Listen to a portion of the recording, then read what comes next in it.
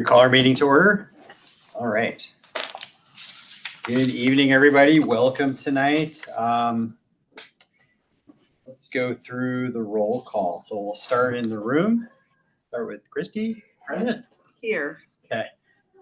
Present. Brooke, Steve. Here. I'm present. Nick. And on the phone, we've got Mizan. Yes. Okay. And Tim, just say present. Present. All right. So we've got a quorum. We're not missing anybody, are we? There's 6 of us. Yeah. All right. I will do the land acknowledgement statement.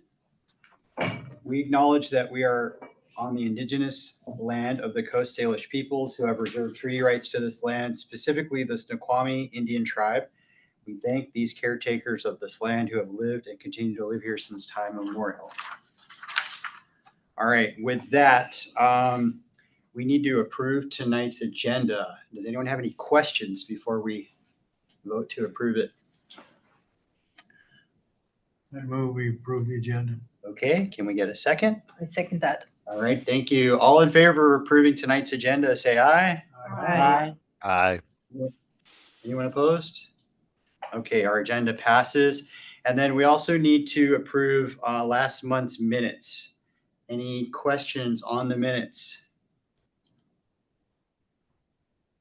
All right, can we get a motion to approve? I move to approve the minutes. Second. Second. I second. Tim, okay, Christy, great. All right, all in favor of approving the Sustainability Commission's May meeting minutes, please say aye. Aye. Aye. Anyone opposed? Okay, great, the minutes pass. Do we have anyone on public comment tonight? We've got Mary Wichter. I'm going to promote Mary right now.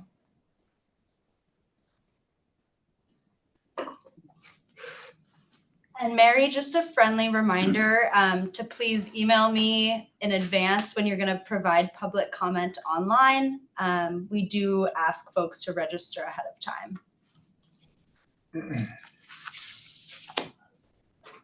She looks on mute. Looks like she's on mute. And Mary, we cannot hear you. You're on mute.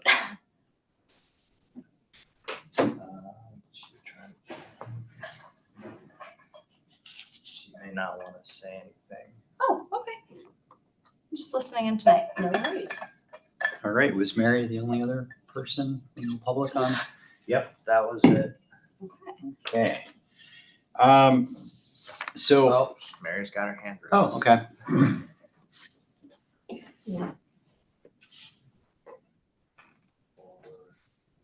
No longer has her hand raised.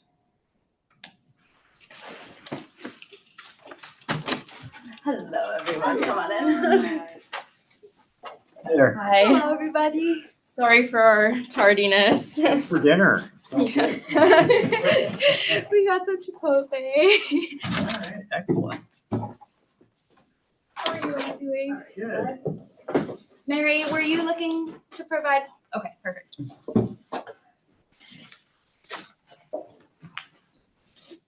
I did just kind of write like order of I events. saw that, yeah. Board, so, and Peter's aware too.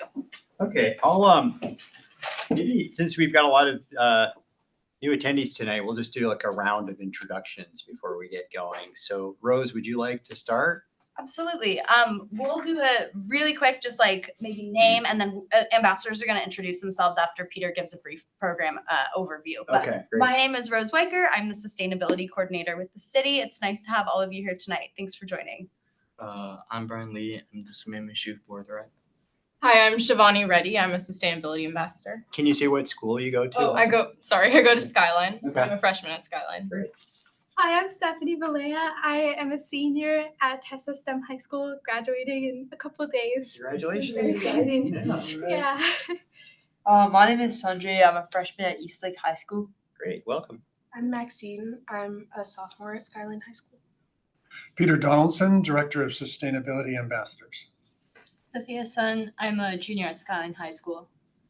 I'm Steve Christensen, one of the Sustainability Commission members. Brooke Hansen, also a sustainability commissioner. And Christy Santo Domingo, also the same.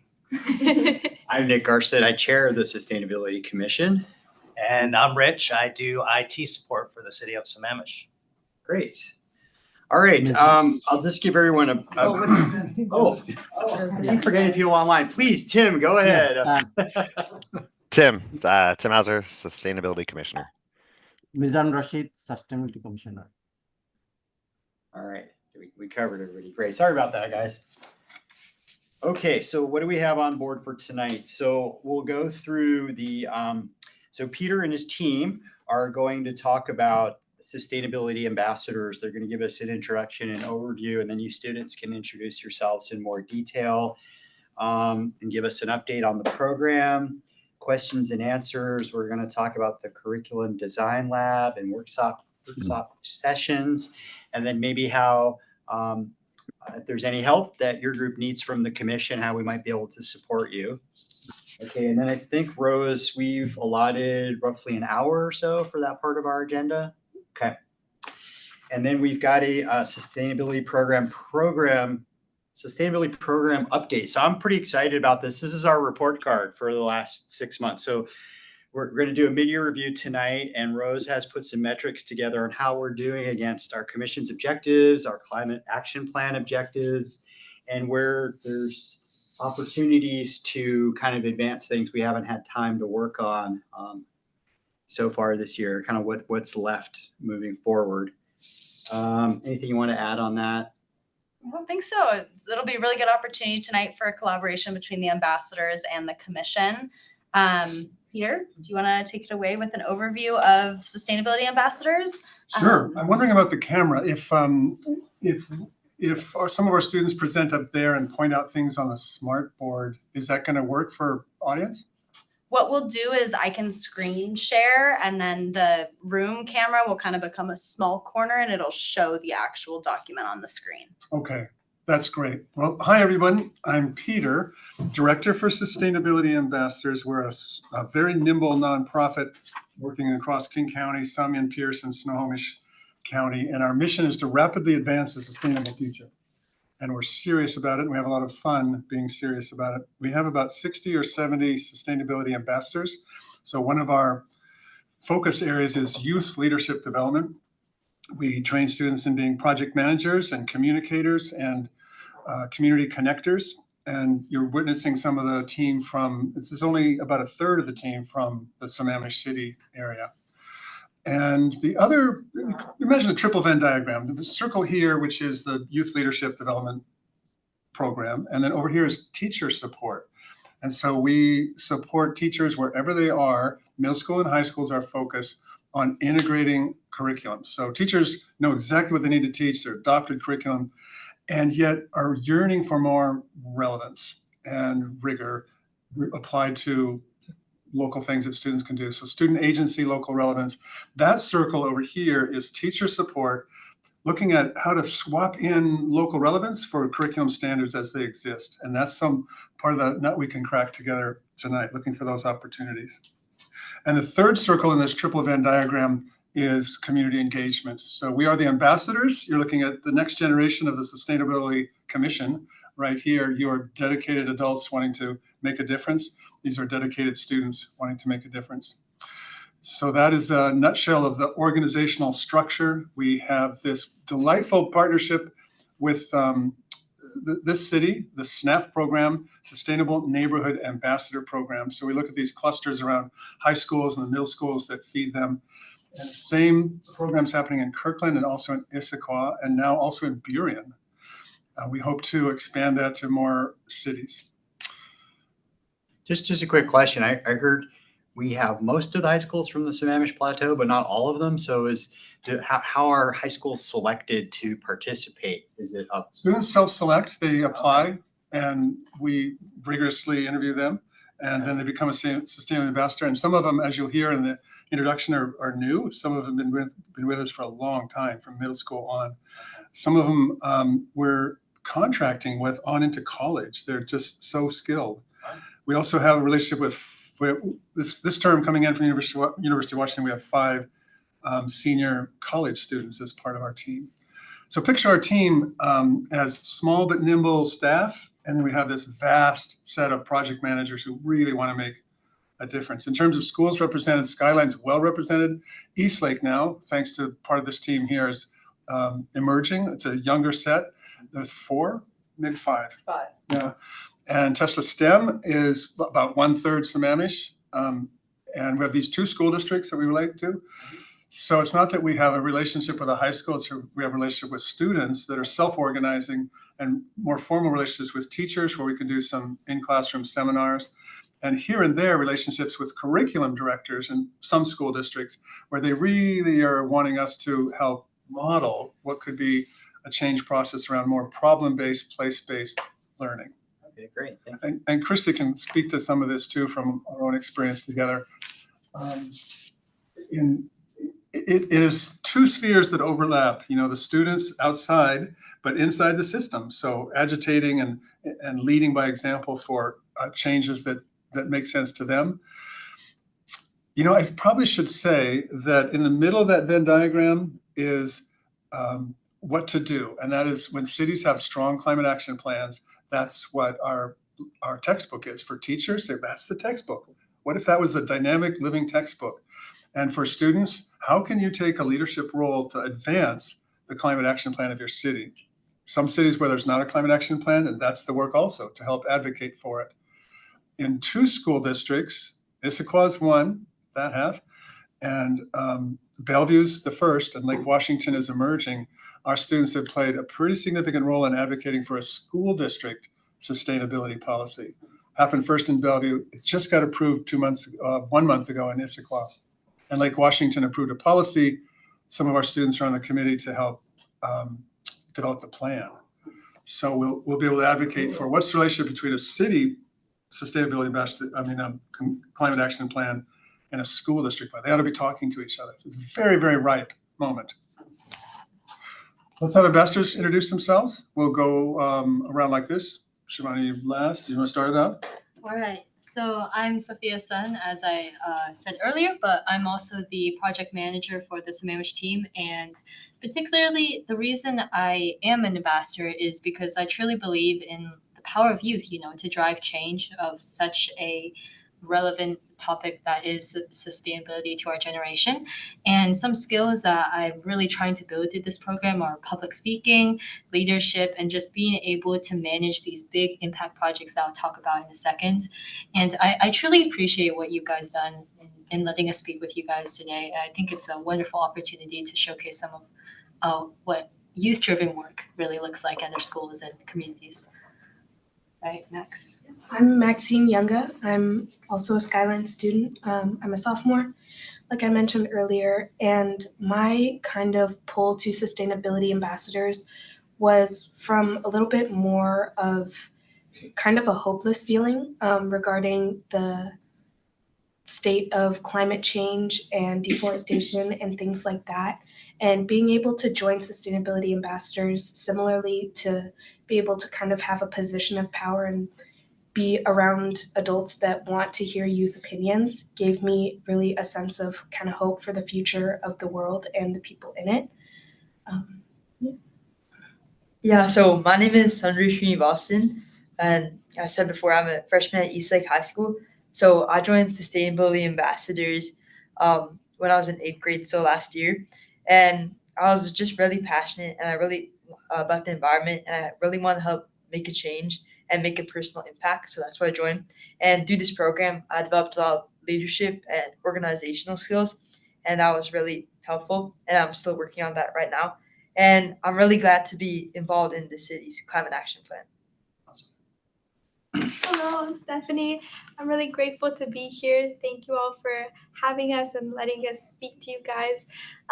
And I decided to join Sustainability Ambassadors because I have a very, very big passion for wildlife and natural resources, as well as transportation and sustainability within these sectors.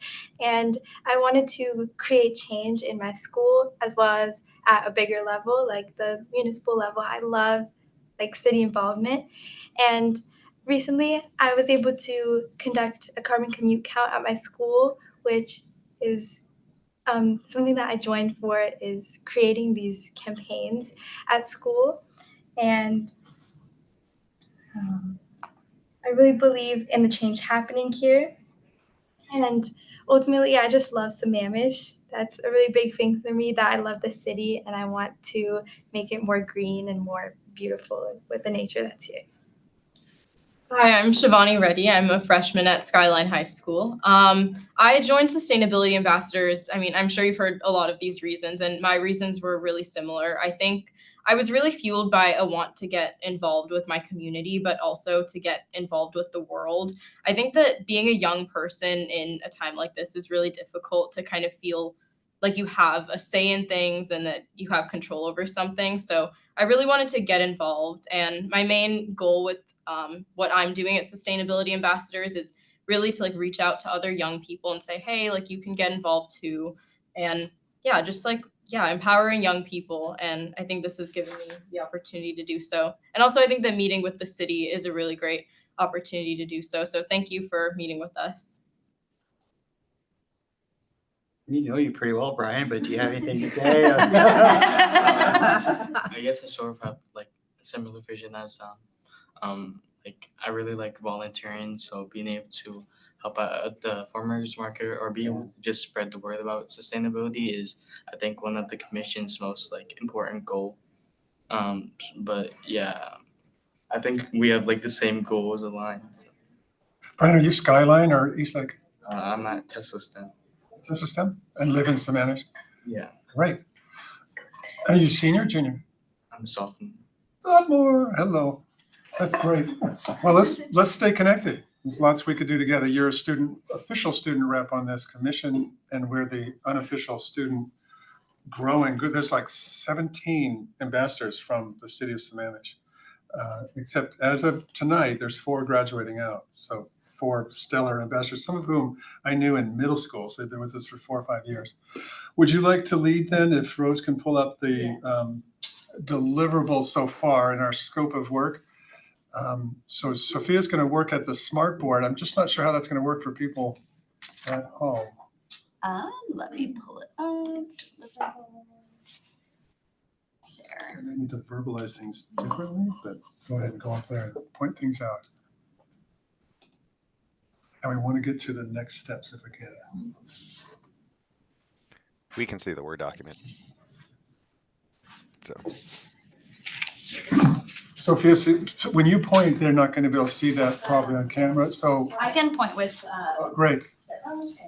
Great. It's a little bit delayed, but I'll just hover over it. Rose, could you make it maybe time and a half bigger? You have to scroll more, but it'll be worth it. Let me know if you can hear me at the back. You have this. Okay, yeah, you have a different document. It's a little bit of a delay here.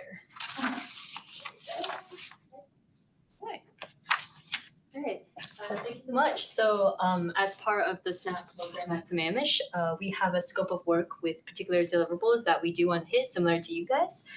Some of our program-wide initiatives are particularly around engaging with youth and engaging with school audiences that the city can't really normally do on its own.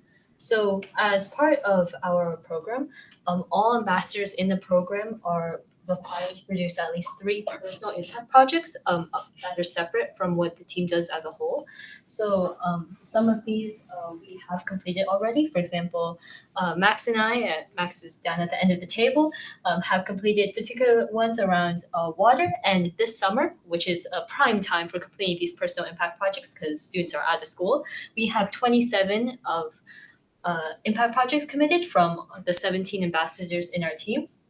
Furthermore, for school-related engagement, we have engaged at least 100 students through in-school presentations.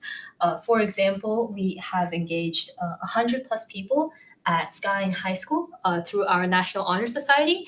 We've promoted citywide initiatives in tree planting, which has been great in getting more youth participation in these city service hour projects. We've also done a lot of social media engagement. For example, at Skyline, we've done Instagram posts in partnership with school clubs.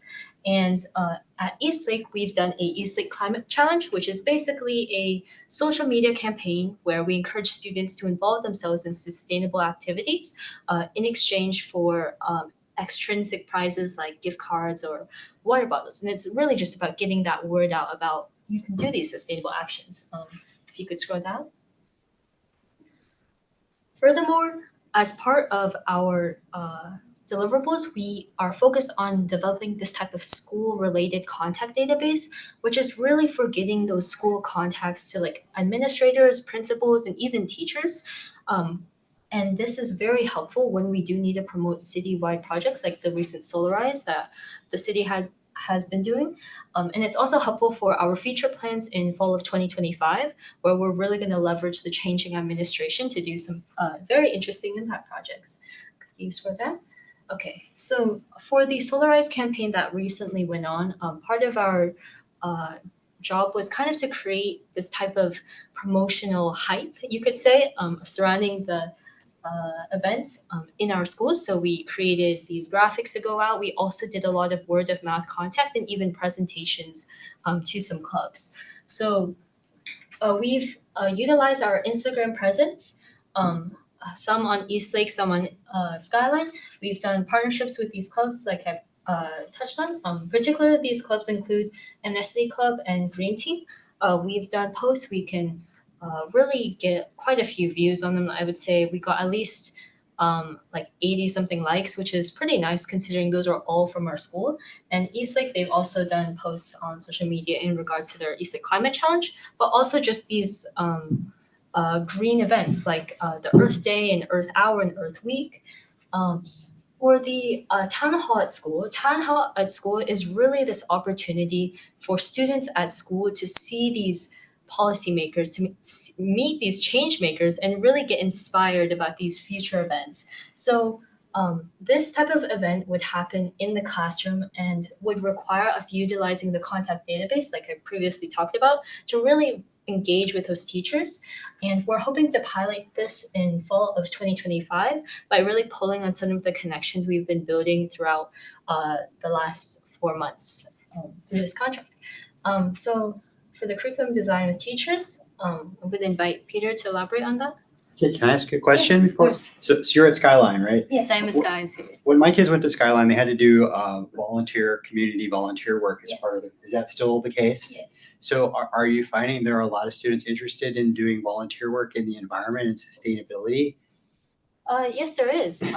For example, the NHS presentation that the Skyline team did, we actually found that at the event we were promoting, there was, I would say, maybe 2/3 of the people there were actually from Skyline, which is very great. But we've been getting mixed reactions, and we found that while community service hours are a great opportunity, as we'll actually touch on this later with our transportation scope of work, there are other opportunities because many students are seeking like these leadership opportunities as well. Yeah. Okay, thank you. Let's take just a moment to jump to our website, Rose, if you can. We'll show the hub. Can you do it, Rose? One of those tabs. Yes, I can. What do we, if we want to follow your work on Instagram, what's the link? Oh, What do you, since you're doing different clubs, is there a way to follow you all the time? Most of our promotional work does come out of the Sustainability Ambassadors Instagram account, but we do have particular accounts, for example, the Skyline Climate Challenge and the Eastlake Climate Challenge, that we do post on when those campaigns are running. I guess what's the sustainability one? I think I can pull it up right Yeah. now. If you could tell us, because I like to follow. That's see what super. you're doing. Super. Perfect. So Rose, up to the top of the, there's a question coming in from. Yeah. All that stuff is great, but and I don't want to minimize it or anything, but what is success for this? Is it just producing the content, and not just the content for social media, but just like producing the thing and hosting it, or is it, what is success for each of these things? So our success is particularly tracked around both engagement and future commitments by these students. So in the NHS presentation, we tracked our success rate by the students who were engaged by this presentation. And for the climate challenge at Eastlake, we do track it by the number of students who participate in these actions. Later in this presentation, we'll be touching on our success with the transportation campaign, which kind of touches more on future commitments by students as well. If that answers your question. Yeah, okay, so it's touch points and people that are involved. That's the success rate for you guys. And did you guys meet your goals for the ones that you've done? Were you pretty happy with that, with the success? I know you mentioned the social media 80 likes, which I think is great, but what about some of the other ones? We've gotten actually a lot more success than we were originally planning for, and it's really been great. I'm actually going to elaborate on it in Okay. future scope, so don't want to spoil Getting too ahead. much. Awesome. Two webpage reviews here. The IP3 strategy impact project, 3 parts to it: impact design, impact tracking, keep scrolling, nice work, Rose, impact storytelling, and then scroll down through the next layer here, past start here, which is a whole nother cool resource. This is a series of 45 impact projects. They all have templates. There's a series on saving water, stormwater, wastewater, trees are cool, transportation, bikes, energy systems. So these are designed by our students. They're models coming from our students. And these are more of the proof of concept. So the action and the awareness building leads to doing a project. And we're having more and more students outside of school do this. We're having more students do them as service learning through their clubs, National Honor Society, Key Club. But probably the biggest bang for the buck is we're having teachers pick up this page and have their students review this page for projects they could do related to curriculum. So back to the top of the page, Rose, in the drop-down menu on this page, under impact, under our logo there, hold and go to impact volunteer hours. And that's another look. You could pull up the electrify everything or carbon commute count, and there's a Sammamish. That clusters sort of the primary impact projects and campaigns that students could do for up to 5 service learning hours credits. This is a new tool. We're beginning to experiment with it, and we'll do more next year. So in answer to your question, online friend, I can't see your name from here, my bad. Tim? Is that this is where it gets counted, is more and more students turning these in. And let's go back to the my little section of the deliverables. Thank you, Rose. I'm gonna need to stop the share and start it again, sorry.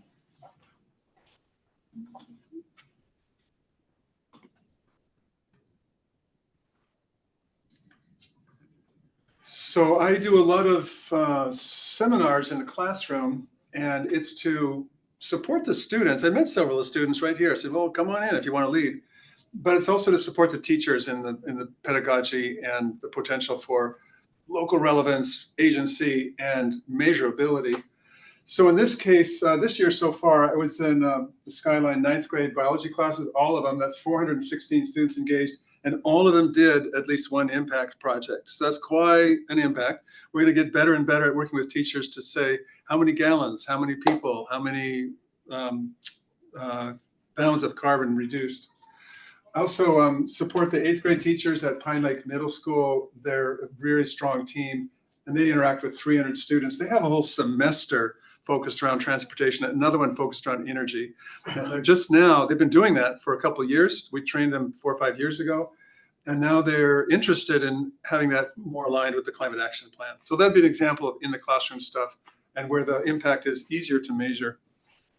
Yeah, and just to interject real quick, I was one of the students that joined because of that kind of outreach. So I think that just adding on that kind of outreach into schools is a really great way to reach young people as well. Do you think being a participant as an ambassador, you're thinking about careers in the environment or sustainability? Yeah, great. All right. Yeah. And the curriculum design lab is what we'll be workshopping after we get through Sophia's presentation today. So that's what we're hoping that ambassadors and commissioners can kind of work together to help influence the topics that will be covered and kind of elaborated on at that design lab later in July. And I think a really important part of our impact design, impact data, and impact storytelling is the impact storytelling. A lot of our ambassadors have created videos around these projects that they made, videos, art, writing, things to express like how they feel about issues in the environment. And we then have been able to push those out to other students, to schools, to teachers, and that I think makes a big impact when they can see that storytelling being told.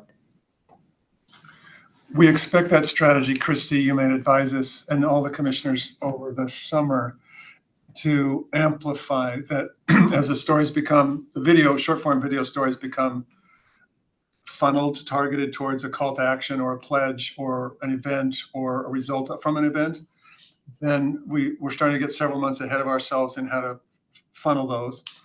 And then some groups are picking it up, like King County Metro, out of the work we're doing with Kirkland and the transit team there.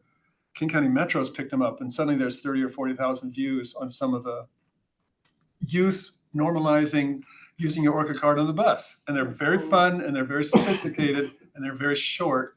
So as we master that, there should be ways with Rose, the communications team, and then all of your interaction on social media. It's not just to like create buzz, it's create buzz and funnel it. So there's a lot of potential, and you'll see more of that coming in the summer. So our next scope of work is the buildings and energy use section. And so particularly around this section, one of our key deliverables is something called Turn Off the Lights Day. And as the name suggests, it's basically around setting off a time during the school day to have all of the teachers who are capable of doing this turn off the lights. And it's less about the greenhouse gas emission saved because 1 hour of turning off the lights for one school doesn't do that much. And it's more about raising awareness about this idea of saving energy. Buildings and energy use is one of the, if not the most emissions producing sections of Sammamish. And even though it's so big, as ambassadors who are specifically looking at school-related things, for us it's more about advocacy and raising awareness than being able to really implement those changes, which is where policymakers come in. So for this, we are looking at setting up a Turn Off the Lights Day in fall. And this is going to come with the help of Rose's letter that basically recommends any school administrators who may still be a little bit on the fence about doing the event to really be encouraged to participate in it. And the reason we're aiming for fall is we're trying to take advantage of the key pivot time in terms of new people being promoted and coming into positions, and really trying to get them aware of the issue of sustainability that not only society cares about, but in particular students. So we've done a little bit of work in this, in the sense that we've been talking to club members. We've done a presentation with Amnesty Club in honor of Earth Day with 30 members in the audience. And we've also, as I've mentioned before, done some social media work around this, where we've engaged these students and really tried to raise awareness about this. Can I get a slide down? Maybe just take a moment. Sanjay, would you be willing to unpack briefly the kind of the challenge, the generational challenge, like at Eastlake, and getting the attention from your administration, if we want to do something big and school-wide versus just ourselves modeling these projects? Because we can do that.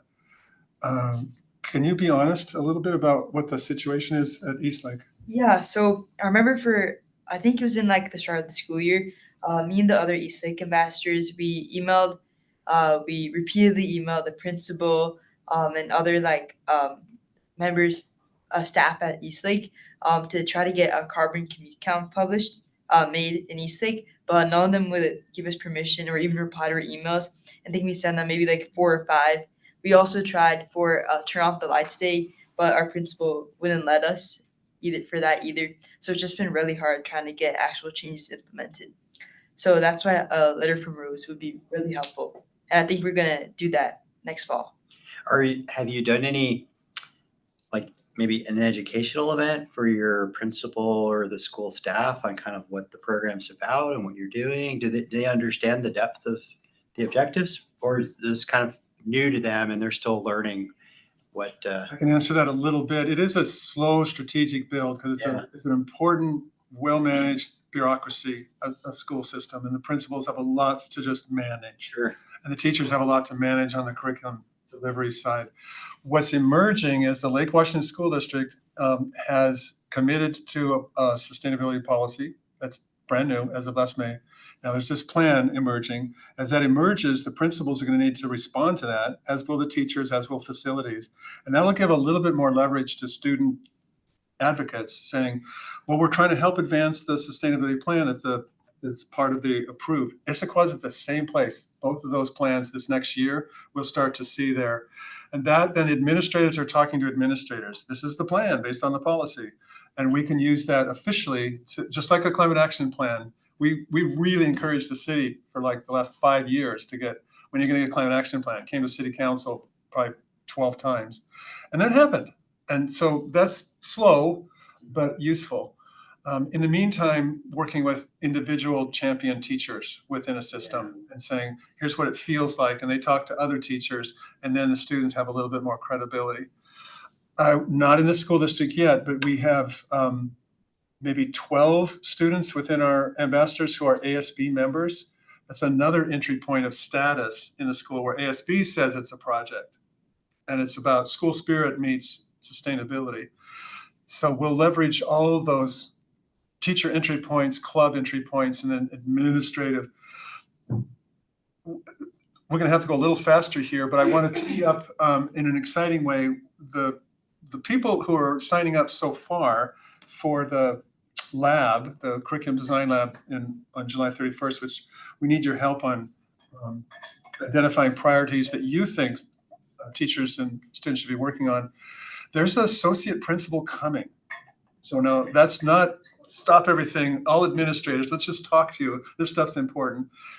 Rose's letter, when we use it strategically, is going to be very, very helpful. You know, this is a partnership and here's why we're doing this. But then an associate principal from Pine Lake, he's coming to this lab. And so he's going to be an embedded learner. That is fantastic. When we want to then leverage that to ask other principals, including, well, yours would go to Issaquah, right? Well, I'm finding we're unincorporated in county, right over in Pacific Cascade. So we're Most kind of of your students would go down the hill to Issaquah High School. Yes, they will. So we have another similar process at Issaquah, same lab in the summer. I was going to say that to my thinking as I'm green team advisor at my school, I think I'm the biggest person there advocating for this stuff. So I think going to the green team staff member, I don't know if you did that. Do you guys have a green team? Yeah, we have an environmental club. Okay, And so whoever that staff person is, I would think. But in my case, what I would love help with is when you're already trying to just get kids to compost. That was our big push this year, was trying to get 600 staff and students to compost and getting kids to monitor it. Because if you don't, right, kids won't put it in the right spot. I would love to have you guys come and just present on what we're already trying to do. Because I think sometimes in schools, they're already trying to do something and then hearing like, turn off the lights, ride your bike. It's too much. It's like you're just trying to, at least at the middle school level, trying to get them to do one main thing is like a good goal, right? Rather than too many things, it's overwhelming. You can't do it. At the green team level, yeah. And then at the curriculum level, it may be that a civics class can do an angle versus a science class that can do an angle. So the curriculum part's a little different. I guess I was thinking more of the initiatives you guys were doing, like the students. lights and You're right, you guys. I mean, the green team is one place where that should be they should be helpful, were they not? Hey, come on in. Hi. Hopefully that's the teacher who's the most plugged in. Yeah, I think when we're doing your East Lake Climate Challenge, we actually got affiliated with their environmental club. Yeah, that's good. They're the ones who are already doing it probably and more willing to help. And ASB is the next. We're going to, by the end of the summer, we'll have a whole ASB infiltration strategy. In Burien, the ASB president just joined this team. So we'll find out where those points of leverage are best. Let's keep talking. We're really happy, Christy, to support your club at your school and then find our way back into National Junior Honor Society and those kids are the ones who help for hours, right? Yeah. But I think having high schoolers come is like way cooler than me telling them to do it. You know what I mean? Like having them come into the school and do an assembly, or not just the green team, but because it takes the entire school to do that. To compost, it takes the entire school. It is so much work. and you can only bribe with so much pizza. You know what I mean? So it's good if you guys could come in and do that. Or If you'd be open to a well-designed annual tradition of a high school delivered I assembly would love that. for, Yeah, they have to propose. get out of school to be in your school. Mhm. But if we target it and build up great presentation, and they know they're gonna miss 90 minutes of school and go back, to drop in for a 40-minute assembly or 30-minute assembly or something, that's a really good design. Yeah. We could practice it at your school first. Yeah, I could talk to the principal. Okay, I really like that as well because I feel like high schoolers can influence like middle schoolers a lot. Like when I was in middle school, I thought high schoolers were the coolest people in the world. So Yeah. I think it You are the coolest. Yeah. Sophia, let's pause. Maybe highlight the couple Okay. big things for transportation, and we won't do water today. That sounds good. So at Skyline High School, I assume you've heard the phrase carbon commute count passed around a little bit. So it's this survey that we send out to students, and its main goal is to establish a baseline data of how long students are driving to school or biking to school or taking the bus to school, and we can find the kind of mean average carbon cost each student is doing. So at Skyline, we did 153 surveys responses, which is representative of all 4 grades. At Pine Lake Middle School, Ardra just joined us. We've done 71 survey responses. If we could scroll down. Let's actually pick up that slide. Can you go to school versus school there, Rose? That link, school versus school competition.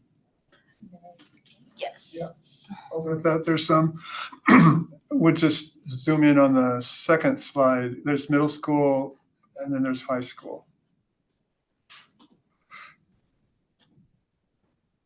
We would like the commission's support and Rose's letter support to do this annually so that imagine all the schools in Sammamish and the principals approve it, are doing this 60-second checkbox, how do you get to school? From that, go to presentation mode, Rose, and maybe just look at the high school data there. Okay.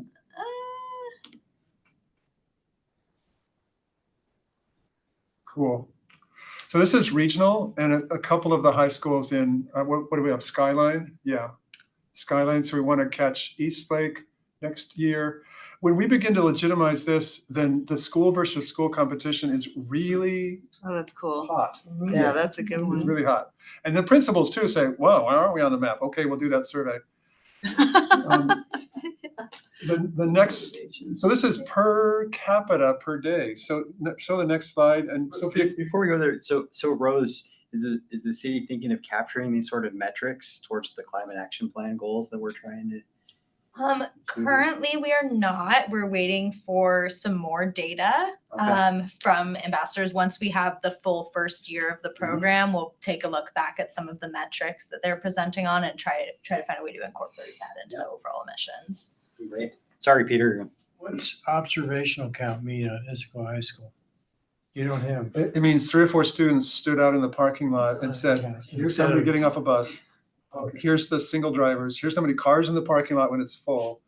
And it's not as accurate. So we put that disclaimer.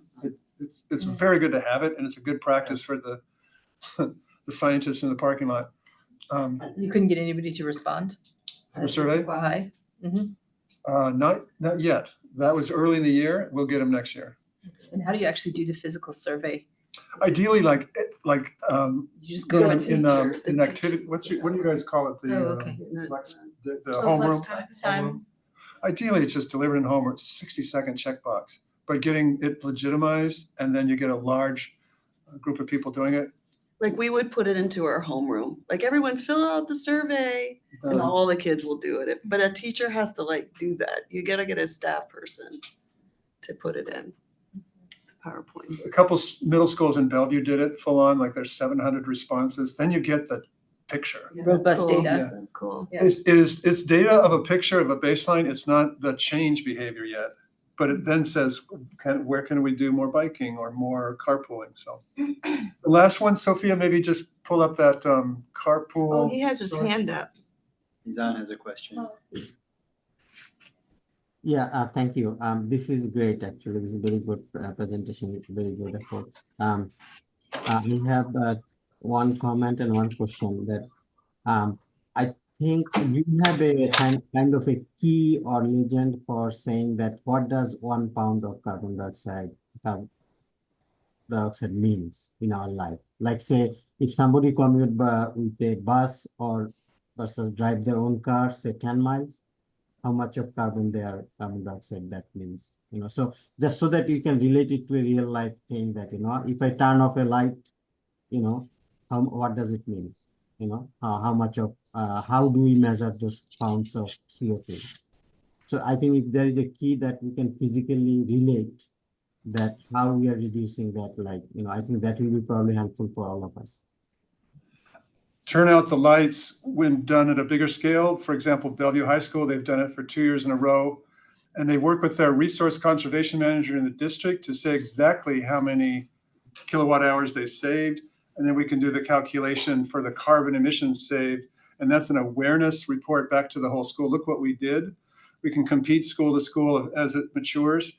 And then we can associate that with our impact projects of things that students can do at home. Here's vampire loads, here's thermostat adjustments, here's heat pump, here's solar, here's swapping in LEDs. So these are, I hope everyone's getting the feeling these are experiments, they're baselines, they lead to action, and then the action gets that measurement. And that's how we want to prove our value, is not only infiltrating these audiences, but having kind of broad measures of actions that have happened, and students that are now more aware and more motivated to expand on those actions next year.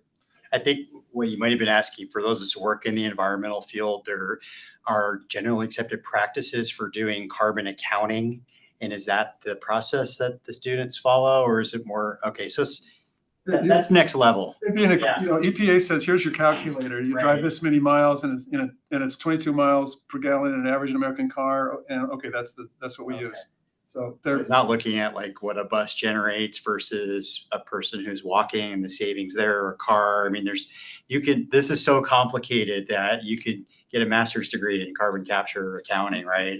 It could also be very interesting for a high school classroom to unpack a little bit of that. Sure. So that's a curriculum edge. Yeah, I do like the point he made of maybe having like something to make it, I know you were talking about how complicated it is, something to make it easier for people to understand. So I think one thing that he pointed out was like having sort of a point of comparison, like what does 1 pound of carbon put out there look like, which I think could be really helpful for just anyone that's looking at a slide like that. Where does it come from? And What's the whole supply make chain? make it more chewable, more digestible for everyone. I think what you said is exactly what I think will be helpful. If we can make a key or make a chart of these activities equivalent to this much of carbon saving or something like that. So I think that will be that way we can relate, and we can we can know that we have accomplished this today. Like we can relate it to action, individual actions. I think the peer campaign you guys are doing an excellent, and if in peer campaign, if you have those type of charts, that will be very helpful in my thought. Adding on to that, I think that kids also don't realize how like sustainability and doing these practices like contributes to them as like a person. I hear a lot of kids in my class, whenever we do things about sustainability, they're always like, oh, this doesn't even apply to me, like we have these at home, what is it supposed to, how does this apply to me? So maybe we could also like implement and try to build it into the curriculum, like the specific classes which they have, like say biology or physical science or LA. Because like I know that's starting to happen in my school, but it's also not completely there yet. Pine Lake Middle School, and you're 7th grade? 8th grade. 8th grade? 8th grade, rising 9th grade. Yeah. Ardra, welcome. Everyone else introduced themselves earlier, so there you are. Welcome. That's not a bad segue into a little bit of workout on the climate action plan. Yeah, all right. All good on this. I think the one other metric that I just think is really important to celebrate is the bus bingo, and then the youth Orca card registration. I know we've been handing out Orca cards. The ambassadors have also been handing out Orca cards. And I will quickly click on bus bingo because I think there was a maybe challenge that was going to happen here. One second. Yes. So as Rose pulls that up, at Skyline High School, we've had a lot of success with handing out and registering Orca cards. We've handed out over 450, and we've done a lot of efforts with students to make sure that they actually register them, such as like taping a QR code onto these and doing presentations at homerooms. And this handout particularly links to our Sammamish Bus Bingo that we recently created. And it's all about just like, fostering that peer-to-peer competition. And here we basically challenge students to get a bingo on this bingo card. And if they do, not only if they document their journey, they can get service hours. It's a good metric to use in school competitions that we're hoping to pilot at Skyline and Eastlake next fall. And building on that, we as ambassadors would also love to involve the Sustainability Commission in this challenge. And that would help foster a type of social media publicity campaign where hopefully some videos made on the behalf of our ambassadors kind of do a little public shout out and challenge to you guys, and then you guys can maybe follow up with a video of your own to kind of respond to us and take a stab We at tried this with the city of Kirkland for 1 week. City of Kirkland, this was about a month ago. City council and ambassador, the Kirkland ambassador team, 11 of them, and the city council. And the city council beat us on bus bingo. They just 1 week they did all kinds of busing, and of course it was cool. So we could do a couple of those over the summer with different student groups. Brian, you could help us. But also maybe an adult, maybe the commission and the city council wants to compete with the next generation who can be on the bus more. Well, they are not in school all day, so they have an advantage, right? You're stuck in a building. Okay, so We're all stuck in school, we can't leave. And this is also something we could consider including in the next version of the Sustainable Sammamish Guide as well. Okay. Great. We are going to transition to the document that is in front of all of you.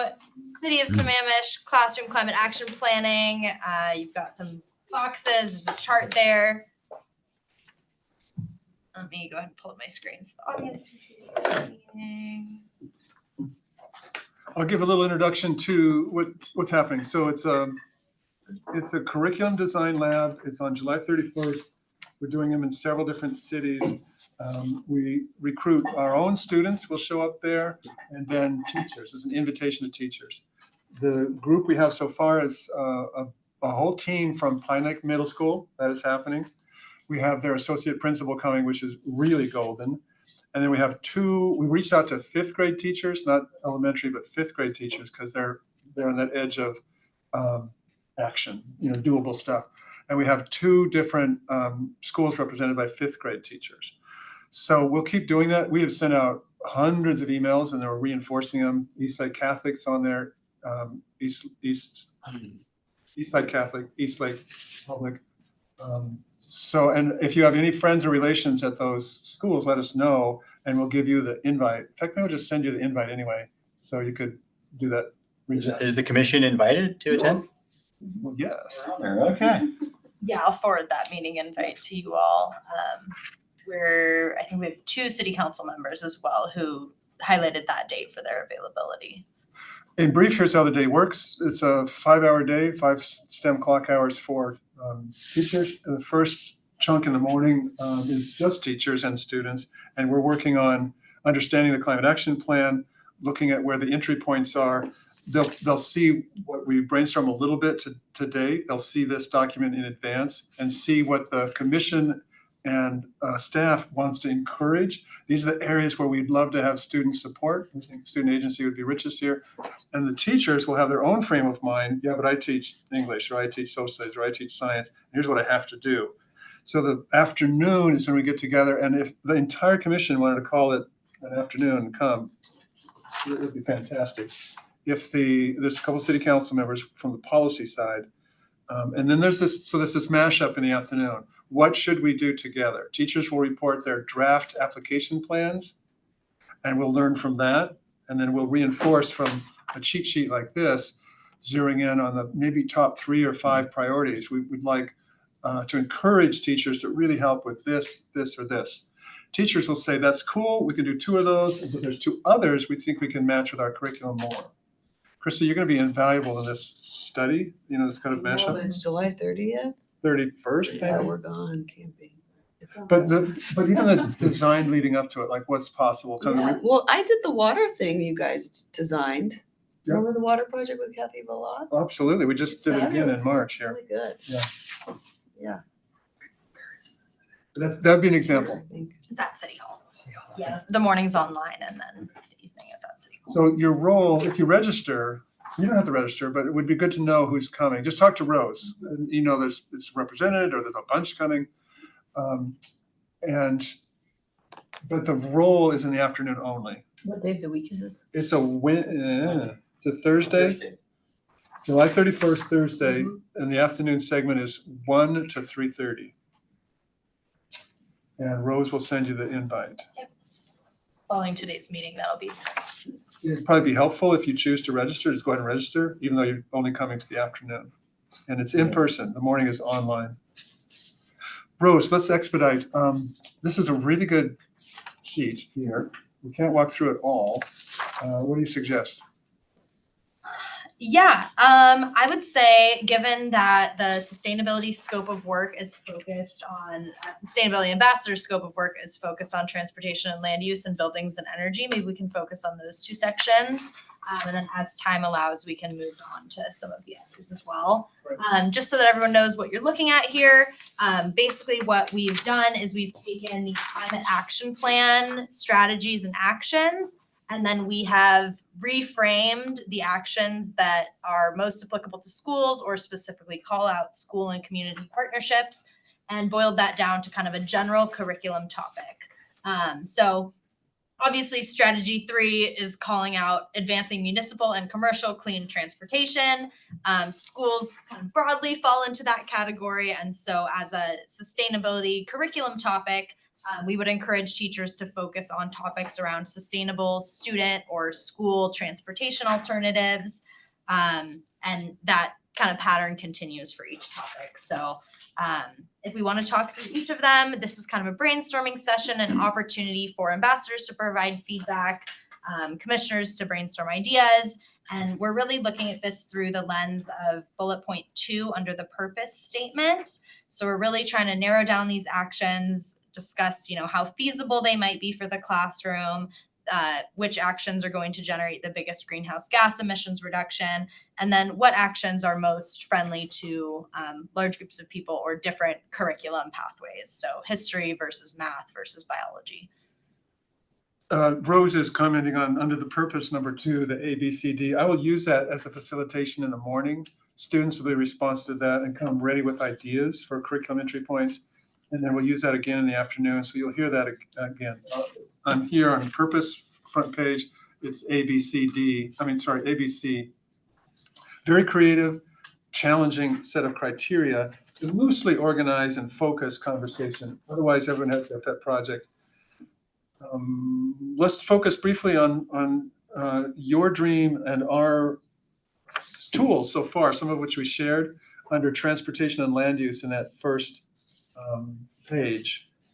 The big one Sophia already talked about is that first row under curriculum topics, sustainable student school transportation choices and alternatives, is going to be that carbon commute. If we can get that legitimized in a couple schools and then more schools, the whole school just does it, then in classroom we can say, what do these patterns say? And what is the carbon count for this mode of transportation? And what's the city knowledge about EV purchase rate? And so all it becomes data for a classroom discussion, which could be civics, or it could be on what's the technology here for these different modes of transportation.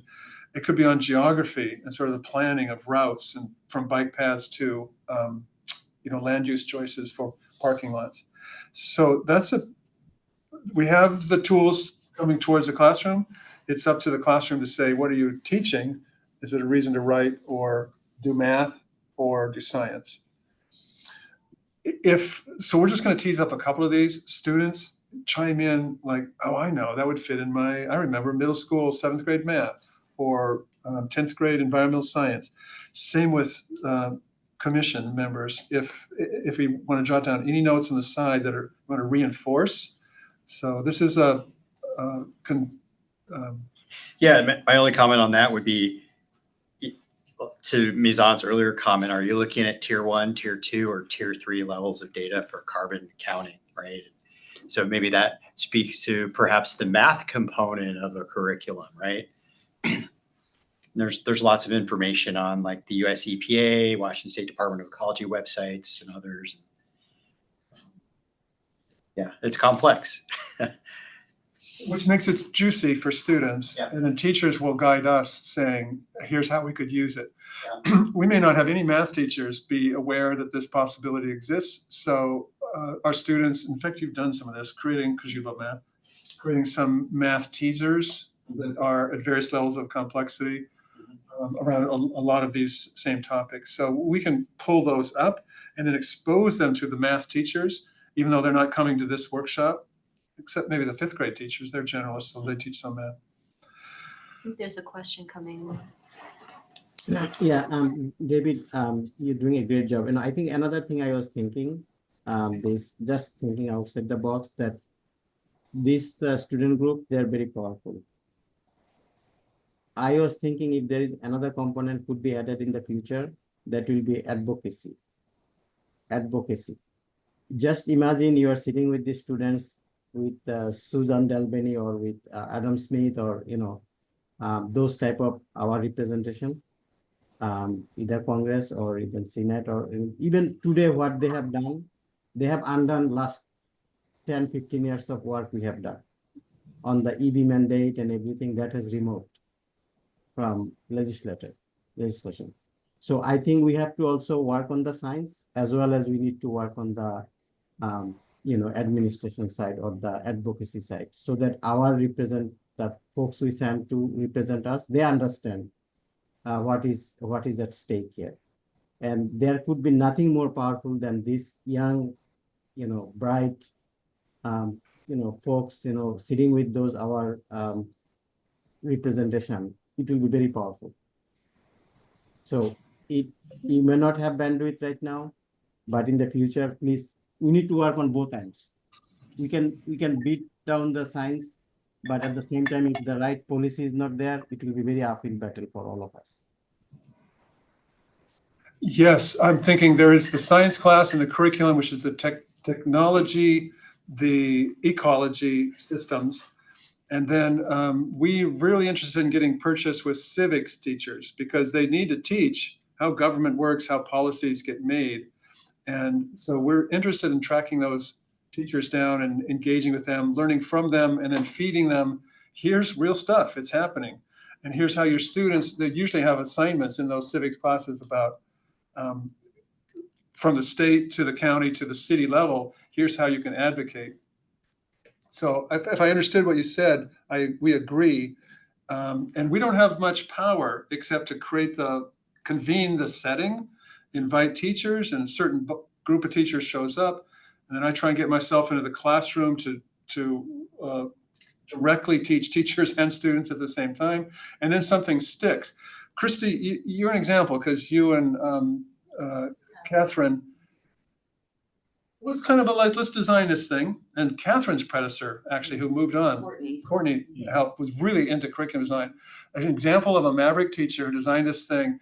It's been running itself through several teacher sets for 5-6 years. A long time. And it's a long extended unit on water quality and behavior change. What actions can you take at home? They do a water audit unit. So that would be an example of when this stuff matures, but we don't know. And that happened to show up in 7th grade with a climate and weather unit.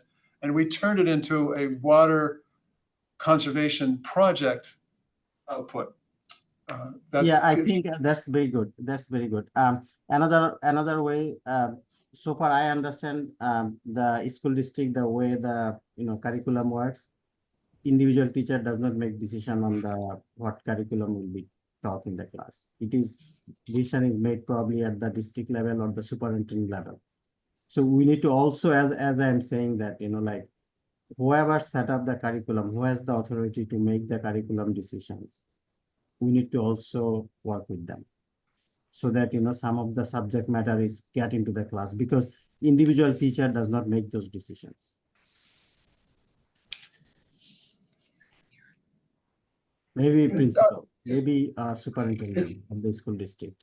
We still need to keep them in the loop. It will be helpful in my thought, that because if a principal tells a teacher that, let us, look into that subject matter or teach this, it will be lot more easier for the teacher to accommodate that. Yeah, it's Bisan, I'm just gonna share that the audio isn't coming through super well. What he's saying is that it's important to focus on the folks who are actually setting the curriculum. So if we're able to get some of the curriculum managers or principals or folks who are a little higher up to come, and then it's not the teachers necessarily hearing it from us, it's also them getting that direction from leadership as well. So coming at it from both ends. Commissioners, it's actually a really critical role. As a body, you could say, here's what we're working on, and we're now evaluating because the second half of this agenda, we're doing this. And as a body, that report could go out on purpose to administrators in these two school districts. Here's what our city's doing. We'd love to see connections to the curriculum. We're an outside consulting nonprofit, and we don't have the same voice, but as a group, Rose can do it, but you can also do it as a group. So as you find your own ways to report to your community, think of ways to report to curriculum designers, just as a matter of information sharing. Link us in, because we're contracted to help deliver that. But it's very hard to knock on those doors. In other places, we have those leadership relationships with curriculum designers. So the strategy is correct. We're moving in that direction. We all need to work on our leverage points to say, this is great. The city wants more of it. How can we work together? It's a good point. I don't understand the foundation yet of your curriculum. And I can say with my former employee, explaining the concept of sustainability is complicated in itself. So that's foundationally, what does sustainability mean? And how does it intersect people, planet, profit, and then how is policy set? And where does the science come into play? And who are the practitioners that implement sustainability in construction and industry? There's so many levels to this. And I know you're taking it on at the middle school and high school level. And I'm just trying to understand where the students are coming from in their understanding of sustainability and how it might help society's problems in industry and employment and all that. You've got an incredible challenge in front of you and an opportunity as well. And the students are really excited about it, which is great. That's what we do. Yeah. We're solving that problem. That's our entire mission. Yeah. And you look for leverage points in the system. And when you can get higher up in the system, there's more leverage. Yeah. And we can leverage stuff together by, and I can even give you some talking points about if a group letter came from the commission, and it said, here's where we are, happy to report. Man, it'd be great to look at more curriculum connections. Talk to the masters or other people. I think at the mayor and council level, conversations with the two superintendents are good as they have sustainability plans that come on. I think those happen anyway, city manager, mayor. So that's a level up here. If we knew there was kind of a strategy that all those conversations were happening, then we'd have a little bit more door opening for what we want to create that landed in Christie's classroom. We want to see over the next 5 or 10 years that happen in lots of different classrooms. But it takes a collaboration. And one little experiment with that is on the 31st with whatever teachers come, plus all these cool students. We'll see an outcome of that day needs to be teacher A, B, C, D. So what are you going to work on? I'm going to work on this. Okay, and then we can follow up with that teacher. And another teacher is going to partner. Okay, they're doing the same thing. But another teacher's got a little different angle, different grade level.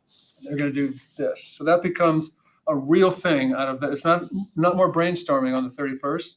It's a sharing and then a kind of a commitment to supporting the teachers that show up to do the next step next school year.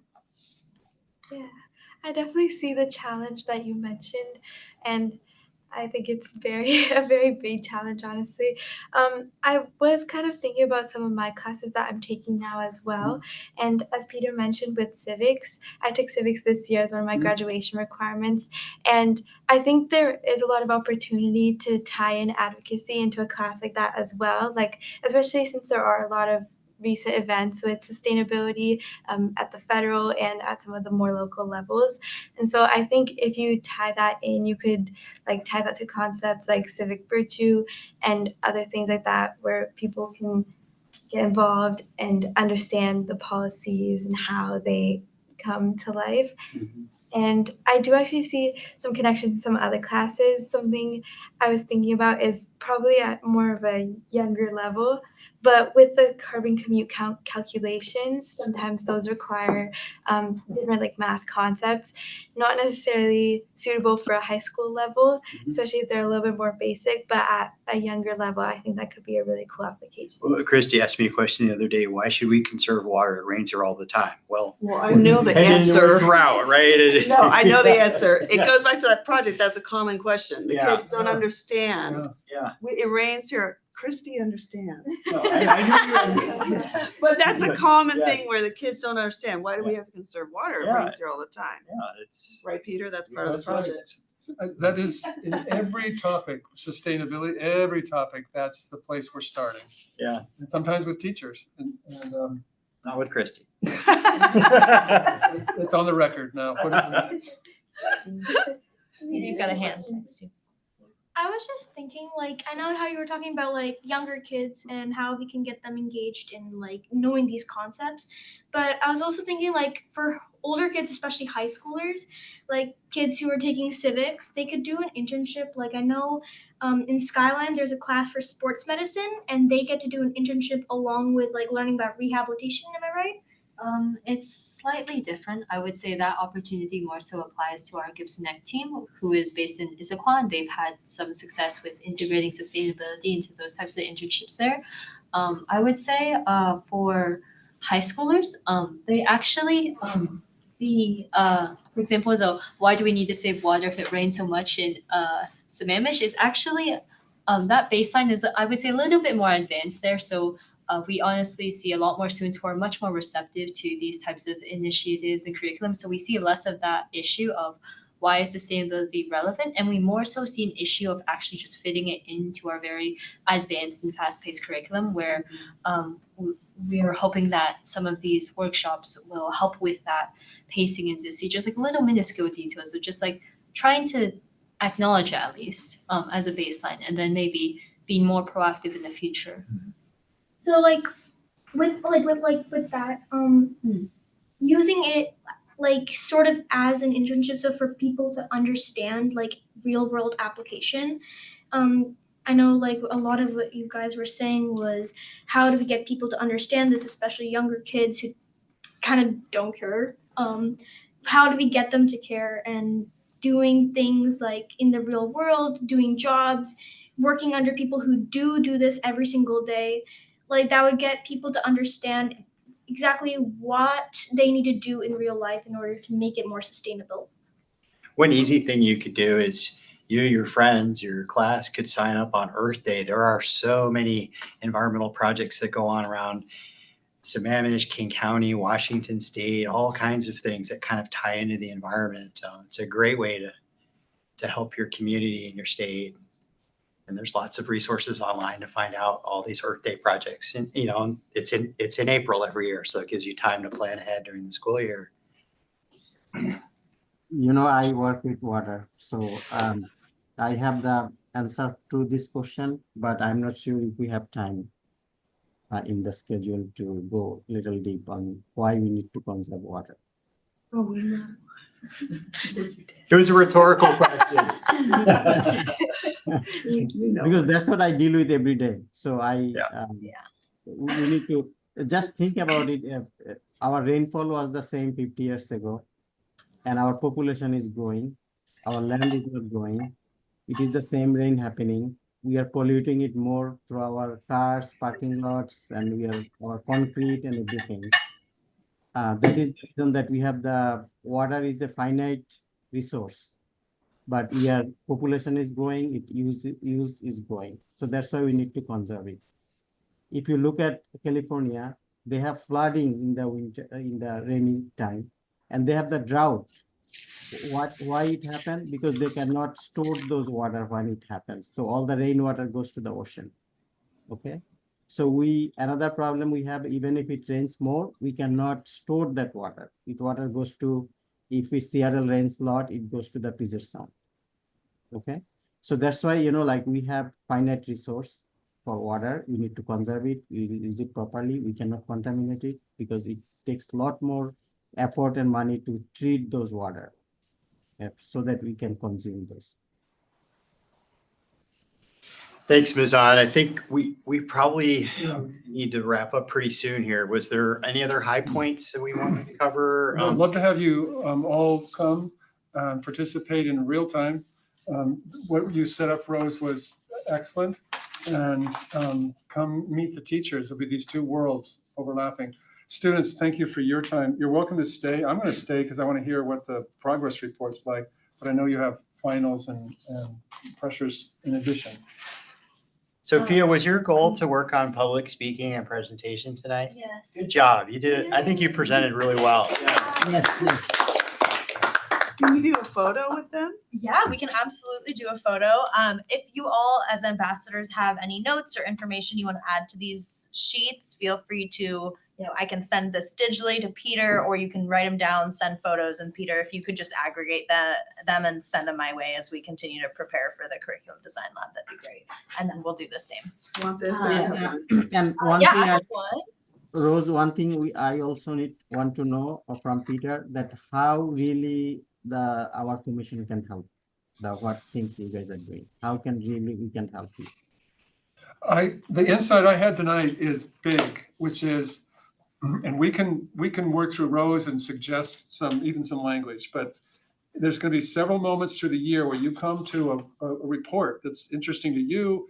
There's several moments in the year where you come to some advice to the council. And those moments, let's just make them a little bit more public and include that one of your groups to reach out to is this group of principals and teachers. We have a pretty good database. We'll share it with you, Rose. We don't want to bug them with stuff that they don't have a context for.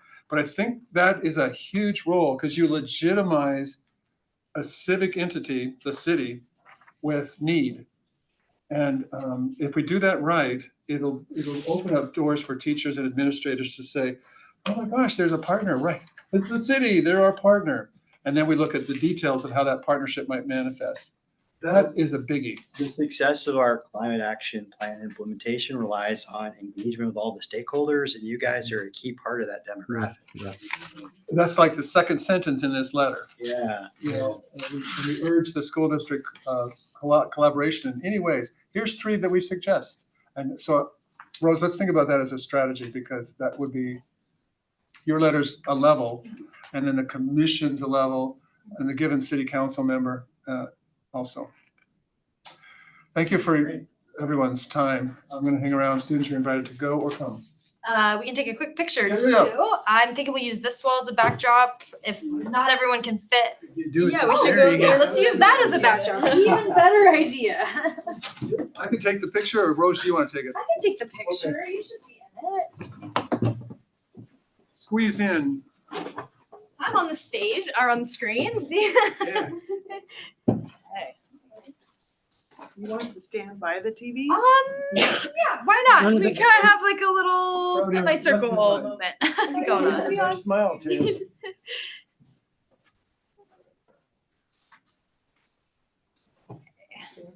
feel like we don't want to cover these guys up, right? You don't want to cover these guys up. Oh, no. Wait, You're here too. Yeah. Okay, what cover You know the Vaughn, you know.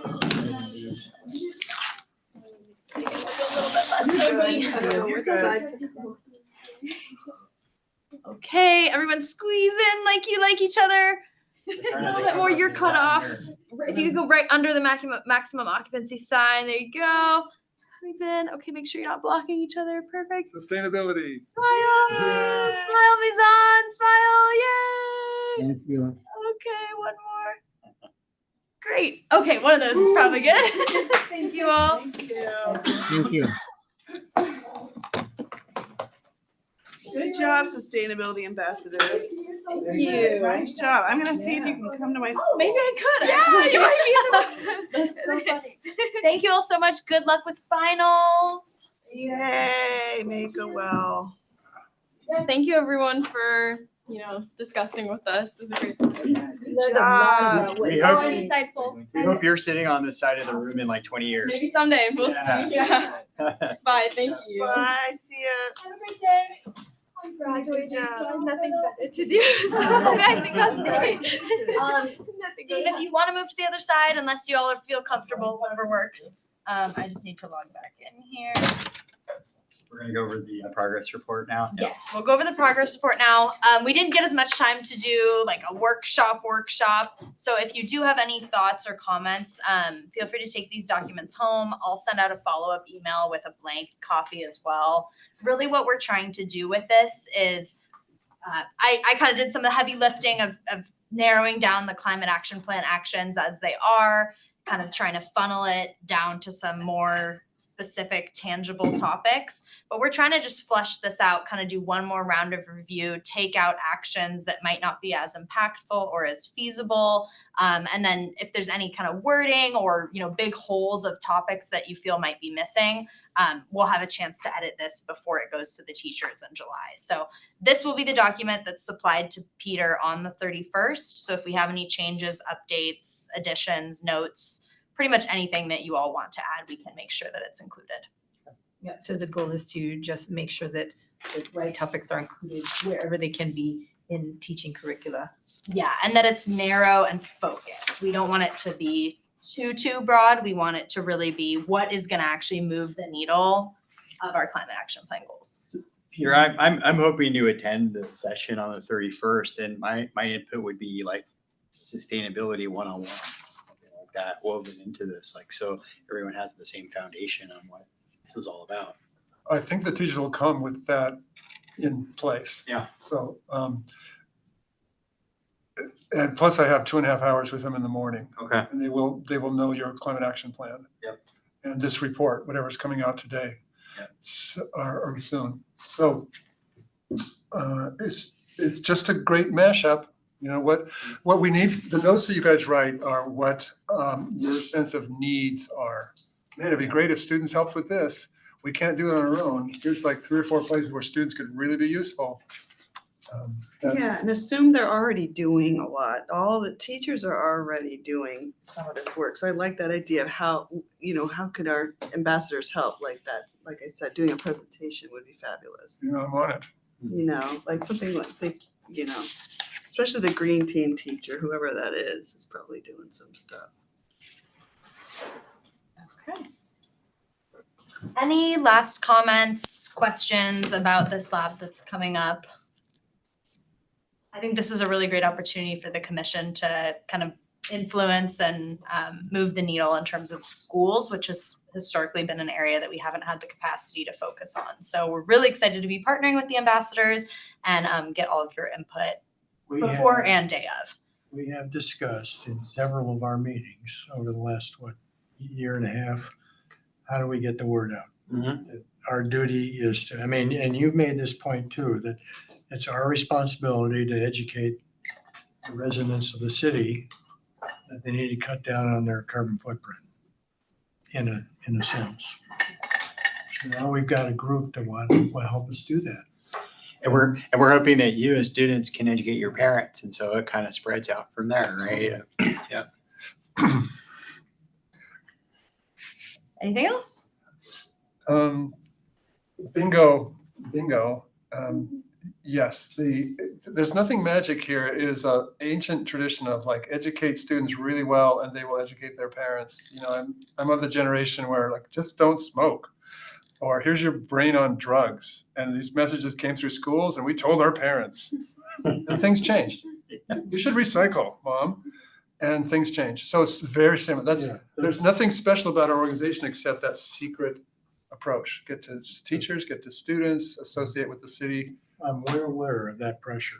I have children Okay. and grandchildren. And it's appropriate. Yeah. So that's very, very, very helpful. Nice session. Okay, speaking of progress and community engagement, I just wanted to share some kind of mid-year metrics and a progress report. We'll be going to council, likely not until September because council takes a recess in August, and we've got a pretty packed council agenda with the upcoming town center code amendments draft that was sent out to all of you. So likely in September, we'll be giving them the progress report, and then again come January or February, once we have a chance to aggregate all of the annual data from this year. So this is through January 1st through June 1st of this year. Just a reminder of the mission statement that the commission put together when it was first created, and then the work plan for this year and next year. We've got just some really simple icons here. Those that are in green are programs that are started and pretty much, running themselves to fruition through the end. So that includes the Energy Smart East Side heat pump program. We have enrolled all of the city facilities in green power. So that is PSE's program that offsets our carbon emissions and basically is the city helping support renewable local energy generation in our region. We recently applied for an RE+, so that's a Recycling Plus Cities grant in partnership with the city of Issaquah. If we do get that grant, we will be piloting a compostable and reusable serviceware program for all restaurants and food service.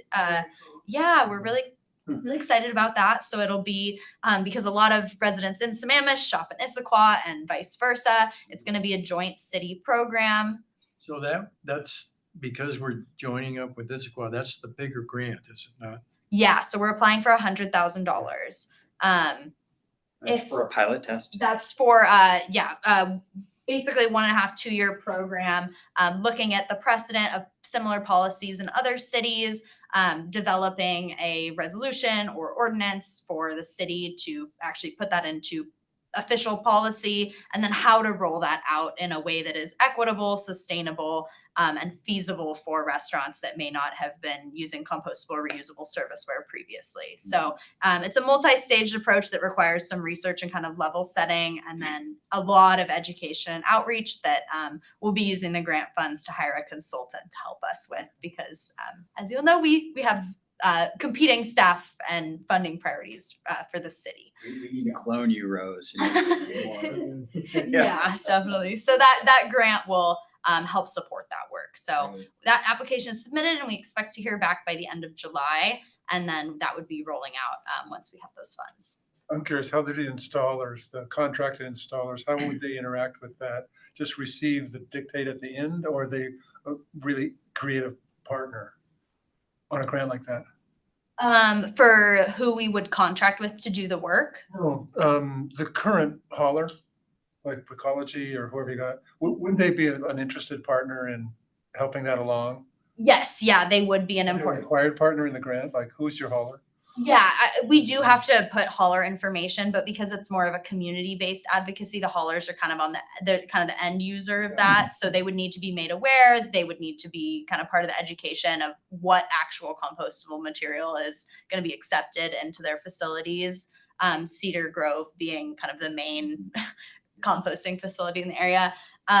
So short answer, yes. The Sustainable Sammamish Guide, we are going to be starting work on, so I guess that actually could have a yellow check mark on it. The Climate Action Plan implementation is in progress. All of this is wrapped up into it. We're also going to be exploring a plastic bag recycling center at City Hall, and then taking a fresh look at the Climate Action Plan moving into 2026 to see what programs we can continue to support. So I know we talked about Redwell earlier, and you guys figured out, Redwell told you, sorry, we can't handle it, you're too big. Mm-hmm. But Redwell, about any bag you get that comes into your house, they'll take it. Mm-hmm. The multi-layer ones, the foil ones, you name it. Mm-hmm. Are we going to limit the plastic bags that we will accept? in this program, or are we gonna try and? Yeah, so there's still some details that need to be worked out. That's a future work plan item. But essentially, Ridwell told us they couldn't partner with us at our community recycling events. So those are the events that have hundreds of cars come through, and they don't have the capacity to support those events, but they do have the capacity to support like a receptacle at City Hall, for example. But they do tend to specialize on smaller scale, kind of like residential pickup. So they couldn't take the volume of material that we currently get, which I'll get into in just a second. Good question though. The Green Purchasing Guide, we are currently in progress with that. That's an internal document. So that's something that I put together as a resource for our city departments. Each of our departments has slightly different purchasing processes and different individuals who handle that. But we have one finance person who is tracking those purchases and aggregating it. So folks who are making a sustainable purchase and they're making a choice to purchase something using the Green Purchasing Guide principles. So that includes recycled content, carbon emission reduction, the Amazon carbon climate friendly logo is one of the options that we've given to staff that just kind of use that as their comfortable purchasing option. But then staff that are willing to do a little bit more of a deeper dive or purchase more bulk items that maybe aren't one-off, we do have some EPA resources for them as well. This is the first year of the Green Purchasing Guide, which is why it is in progress. It is still something that we are updating and improving as we receive feedback from staff. And we'll be looking at that new at the end of this year once we have some data from finance. Hey, Rose, so there's a similar movement, I'm sure, in the 2 school districts. So we could play a role, students asking the questions. Depending on how public you want to be with this, not as the plan, but here's a draft guide coming up through, and then finding the contact in Lake Washington and the contact in Issaquah who's working on Green Purchasing Guide of some kind too. So you kind of ramped up with that big user group, including student information home. At the same time, you're looking at just what the city can communicate or manage. I'd be happy to share that document out. It's put together. It has resources, kind of guiding principles and some background on green purchasing as well as greenwashing and what to look for. So let's track that. So in that guide, one of the things we put into the climate action plan when it was under development was, and this was mostly aimed at vehicles, was to consider the social cost of carbon when you made the purchase. Because, you know, if you're looking at the ICE car and the EV, there's a price per pound for CO2 that is the influence of that pound of CO2 on the populace of the city and the region in general. And I mean, it's even calculated it might still be there on the EPA website, but it's a number like $50 a ton. So when you go calculate how much reduction you get when you buy green, you get to use that value to effectively reduce the price of maybe the more expensive environmentally sound purchase versus the not so sound one. I would, another creative idea if it's useful. I know this is just a report, but another place where students can have a lot of exciting buzz is a carrot mob strategies, which is the reverse boycott. So if there's some purchasing guide choices or there's some local company, I guess there's a school district green purchasing guide, the city's green purchasing guide, but you want to get that purchasing guide out to businesses too? No, Just this is an internal document that we're kind of piloting this year. A lot of departments purchase a lot of different items for events, for internal work, for community workshops. So before we start getting too far into the metrics as well, we really just want to, this is kind of that education piece. This is not something, we're trying to start behavior change and education and have people start thinking about this instead of just buying, you know, the cheapest or most convenient option or what they've always purchased. It's really thinking about, is there a better option for me and for my department? And then as we get folks a little bit more into those habits and feeling comfortable with that, then we're hoping to start getting a little bit more into the metrics and data of it. But that does take a significant amount of admin time. So it's something that I would just have to budget into my schedule with finance. In fact, I wonder if there's a similar green purchasing guide for any of the cities around, because so we're partnering with Issaquah for some programs. Issaquah actually has Do one they as have one? well. Have you seen it? Yeah, so I modeled ours off of Issaquah's. Okay. Yeah, so Issaquah passed their climate action plan a couple years before us. They're a little bit further along in terms of implementation. So I'm always talking with our leadership, there's no need to reinvent the wheel if someone has a really good framework. Maybe Redmond. We completely talk with our neighboring cities and about lessons learned and different resources that they've helpful so that we can provide that to our staff as well. Yeah, Good. Great idea though. Yeah, absolutely. Tying into that, the East Side Climate Partnership, those are those cities I just mentioned that will often do information sharing. That's also in progress right now because we're looking at opportunities to expand the East Side Climate Partnership offerings. We currently have Energy Smart East Side and Solarize East Side.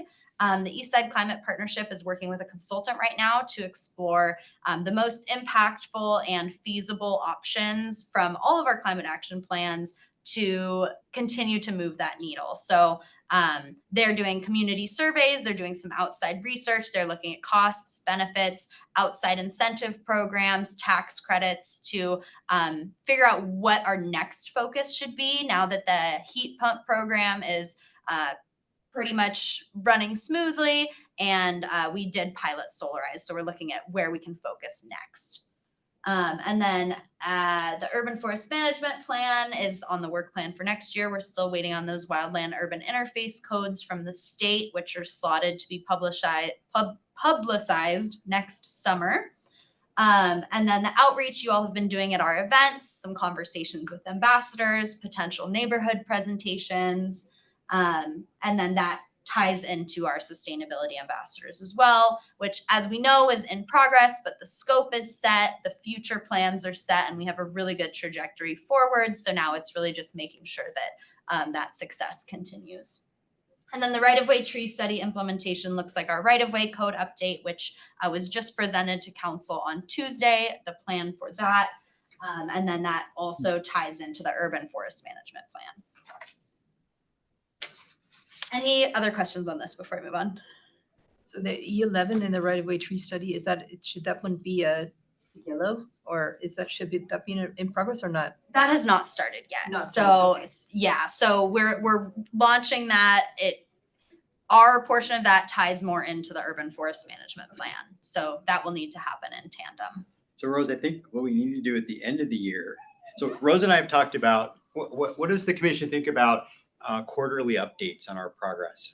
Are we okay with that? Is that That's a good idea. Okay. I support it. Okay, so we'll plan to have like a quarterly update of how we're doing. And then like we did last year, Rose, probably in December, we'll look at our scorecard and we'll decide, hey, did we finish this objective? Is that going to roll into our plan for 2026? And then we'll talk about there's a lot of other stuff in the climate action plan we haven't gotten to yet. And so what are we going to work on next year? So it might be leftovers and then new aspects of the cap for next year. Exactly. That will likely be January, February, just so we have a chance to wrap up all the data in December. And then January will be the report, and then February will be level setting and work plan with any new commissioners. I think that was a lesson learned from this year. We kind of did the work planning in January, and that didn't give a chance for newer commissioners to really have as much time to weigh in on the work plan. So I think doing a report out kind of initially in January, recapping that in February, and then moving forward from February on after that transition point happens. Okay, so getting into some actual data and metrics here. These are kind of the 3 boxes and programs that we've really been focused on with the commission outreach at events, including the Energy Smart East Side program around heat pumps, the Solarize program, and then transportation. Just kind of giving you some base numbers here, reminding folks that this is the halfway point of the year, so we still do have 6 months to go. Solarize does end on July 4th, so we're doing a final push for that over the next couple of weeks on social media. We had our workshop at the end of May, and we'd really love that to be the focus through the end of June into early July, and then continuing to do outreach and education on heat pumps and really focusing on transportation during the summer and into that fall time that we had talked about with the ambassadors today. So your 156 single-family heat pumps, that you got from just tracking permits. Yes, so that's from permits and from Energy Smart East Side program reporting. Okay, but that only 5.1% of those were, so that's like 7. Not very many folks are actually taking advantage of our heat pump rebates. And part of that is because a lot of folks are not income qualified. Yeah. Because we are trying to really focus in on our lower and medium income. I don't know if the store's messed up. Yeah, I don't know what's wrong with this store. Our lower and moderate income residents. So I think that highlights an opportunity for us to focus on our outreach. Yeah, because there probably are a reasonably large minority percentage that would be income qualified. And my suspicion is they're probably not aware of the program. So this could be a project to get that word out there. Very interesting. How do you identify either neighborhoods or apartments, or how do you, to be continued later, but it's an interesting nut to crack. How do you identify those people? Yeah, let's connect offline just so that we can stay within the time of the meeting today and get through everything. But I'll follow up with you. I already have some things, so we'll start that thread and connect. But yeah, I think this really does highlight, Steve, what you're getting at, an opportunity for the remainder of this year as we're doing outreach to get creative and really focus in on those residents, communities, HOAs, individuals that really could benefit from the money that's available. We do have rebates that are not income qualified. So these 156 single family homes, theoretically more of them could have taken advantage of the program. So I would say that's an opportunity for sure. I do want to highlight the adult family homes. This was a separate grant that we got through Energy Smart East Side, serving the 6 East Side cities as well as Renton. All 3 of the adult family homes that applied in Sammamish did end up going through and got a free heat pump. So that is huge for those residents. 8 or more beds of folks who had no air conditioning or a really outdated HVAC system. So they're now getting more comfortable during the summer, and the owners and folks who run those adult family homes are getting lower energy bills and free efficient equipment, which is huge. So we're really excited about that. It was limited time, a limited time program through the grant. And we were able to contact all of the adult family homes in the city, and all of those who did apply were able to receive a heat pump, which is great. Just quickly want to highlight the recycling events. Rose, on the Orca cards, do we contribute a number, or is that? This was before, I didn't see your metrics until today, so I didn't have a chance to include them in here. But that would now be 512 registered, which is great. Offline, we'll check on what does registered mean to the city, like you witnessed them being registered? Yes, so we physically registered these Orca cards at the events, which I know is not happening at all of the high schools. So just something as the ambassadors continue to do research is really making sure that those cards are registered on site. I will say the ambassadors did a great job putting QR codes on each of the Orca cards that they were handing out to make it really easy for folks to register after the fact. So something we could consider as well. Quickly highlighting the recycling events that we've had. This is exactly why Ridwell was not able to support our recycling events. Really amazing numbers. We're getting really consistent involvement at our recycling events. I have more detailed breakdown if anyone's curious. It breaks out by batteries, mattresses, paint, all of these different materials that are hazardous or not able to be recycled otherwise are taken by our recycling consultant. And these are also in partnership with the city of Issaquah. So we're really happy to be partnering with them on so many solid waste programs. Rose, is that just the way it should be, or could there be momentum to add a second cycle or a quarterly cycle of pickups? I mean, of events? We have 5 recycling events a year. 2 of them are mini events. I don't know I can't remember off the top of my head when the next one is. July 12th, Yes, there you go. right here on the agenda. I was gonna say, I need to pull up the agenda. But those have really great momentum already. I think a lot of our residents are aware of them. We post on socials, we have information on the city website. So I don't see that being a huge priority in terms of focus because we do have so many folks that are already participating. Okay, and then just talking through some more specific metrics by month here. We've got the outreach events that I or you all attended, kind of the newsletter article topic for that month, and then the number of social media posts and resident engagements that occurred as well.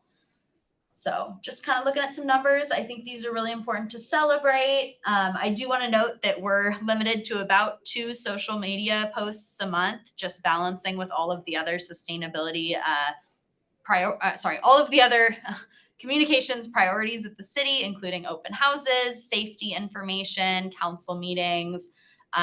So it was great that we were able to get a couple extra posts in April and May when we had our events. And then the city social media manager does share out posts as well on stories or reposting stuff as appropriate. For example, reposting sustainability ambassadors or solarized posts. Those are not accounted for in these numbers because they're a little bit harder to track. This is just posts originating from the city on topics that I'm drafting and working on with the sustainability communications manager. Do you have a question? Yeah, that's okay. I was wondering, does the Sustainability Commission have like a social media account themselves, or how does the communication work on your guys' behalf? Yeah, so we have one communications manager at the city. So there's not capacity to have multiple city accounts in that way. If the commission wanted to run their own social media, you absolutely could, but currently we're focusing on the channels that we do have, which is Facebook, Instagram, and Nextdoor is where we see the most engagement.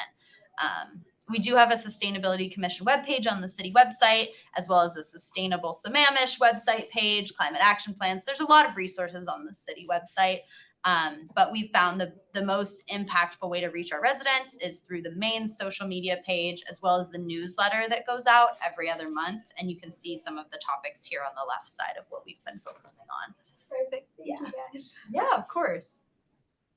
So yeah, some great metrics here. Again, this is just the halfway point of the year. So we'll continue on with these events. I've got some of the upcoming events on here as well. You want to talk about that since we have it up? Upcoming events? Yeah. Yeah. Yeah. So one thing I asked Rose was, do we have enough commissioners to cover all of the upcoming farmers markets? And did we have a gap in our schedule? I think Steve, you signed up and you are at most of them. I know Brooke, you had signed up for a couple. So we do have for the next couple events, we've got enough bodies. Okay. But Was I not on there? I thought I did. I think you did as well. I did. Yeah. So we've got some signups, but friendly reminder, if you have not gone to Galaxy, to please go ahead and register for those events, or you can send me an email and I can register for you. And question, what's the role? I mean, if there was a student kind of in training to also be present on the schedule, Yeah. would that be, I mean, you could chat, you could share strategies, you could learn from each other. We have talking points. So we have Oh. Climate Action Plan 101. So every Oh. commissioner, we're talking from the same sheet of music on what we're trying to Is it do. like a 2-hour commitment, or you there all day, or? 2 hours. 2 hour slot. Well, it could be any amount of time. you 17 want. ambassadors. Yeah. You can stay for an hour, like it's volunteer, so. We had, we did some of these before Rose came on board with the community development people. Little tables at the farmer's market during the development of the climate action plan. Oh, nice. And one of the student reps on that was a guy by the name of Yeah, he was an ambassador. What a salesman. Uh-huh. He went around the farmer's market And I mean, he didn't stay in the booth. He just went around the farmers market and just started pointing people to it. You know, like Cal Worthington and the car salesman. It was fantastic. So yeah, I'm. It's good training, and it's also good, just get out there. It's kind of like door knocking, but they're all came to your door. Yeah. You're right. Could you send us I don't the- see any issue with having ambassadors come help us out at the booth. We'd want to make it legit. So there's a schedule and you sign up and you commit and you learn, and then we get access to that talking points. Yeah, so I asked Rose to print them out for the commissioners, so we've all got a copy, and there's one online too, but yeah, we could get these. Yeah. I think that sounds really cool, honestly. I've always heard about the farmers markets. They sound really awesome. Really cool.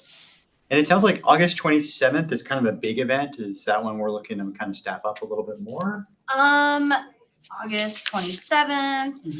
Farmers markets up there. Yeah.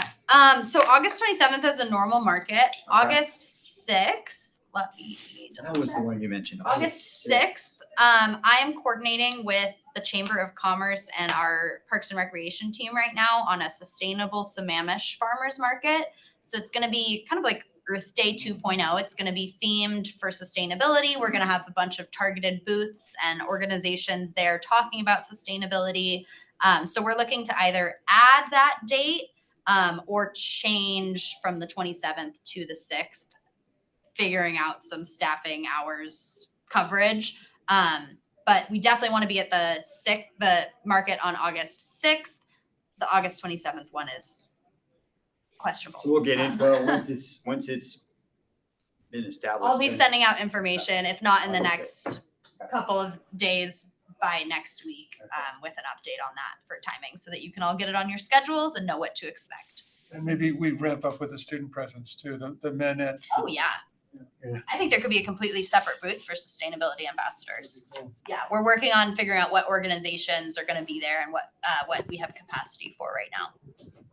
Do the sustainability ambassadors, do you have like name tags or T-shirts or something? We don't Or have any collateral. No, we're just philosophers.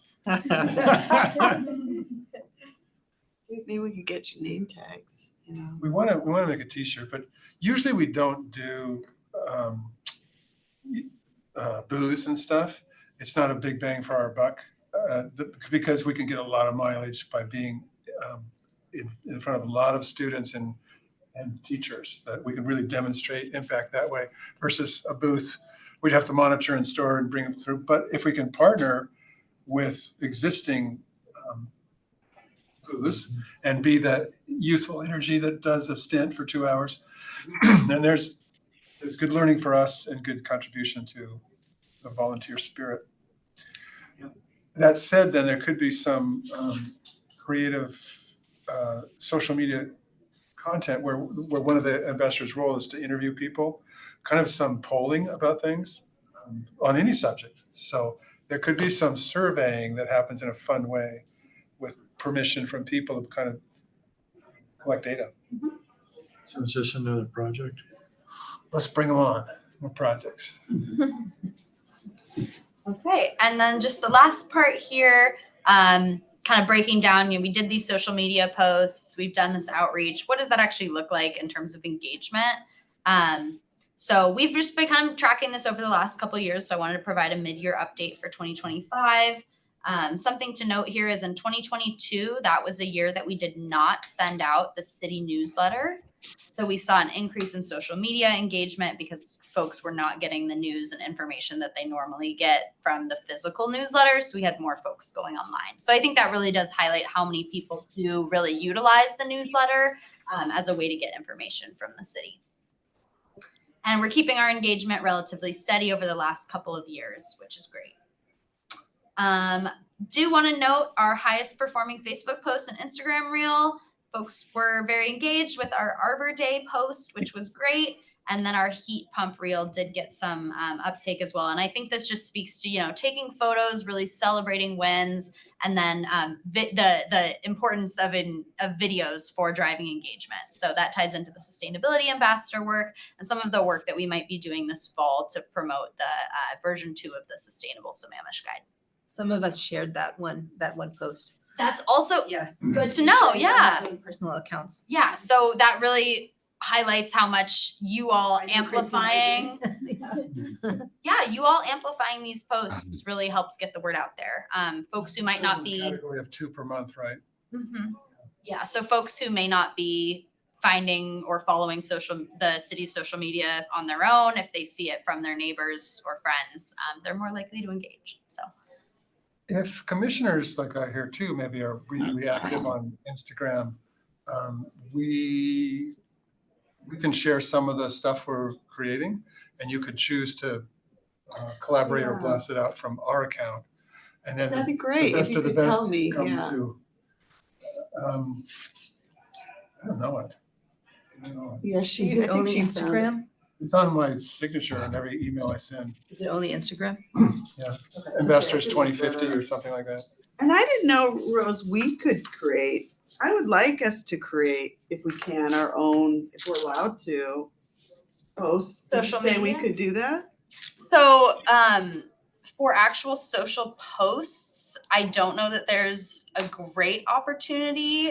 We could try to dedicate one of the earlier meetings during like the beginning of the year to kind of creating some post content.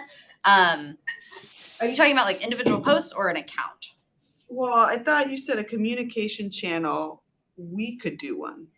So the city has like City of Sammamish Yes. Instagram page. I will ask our leadership if we can have like a sustainability commission Instagram page. Yeah. Do other commissions do that? No.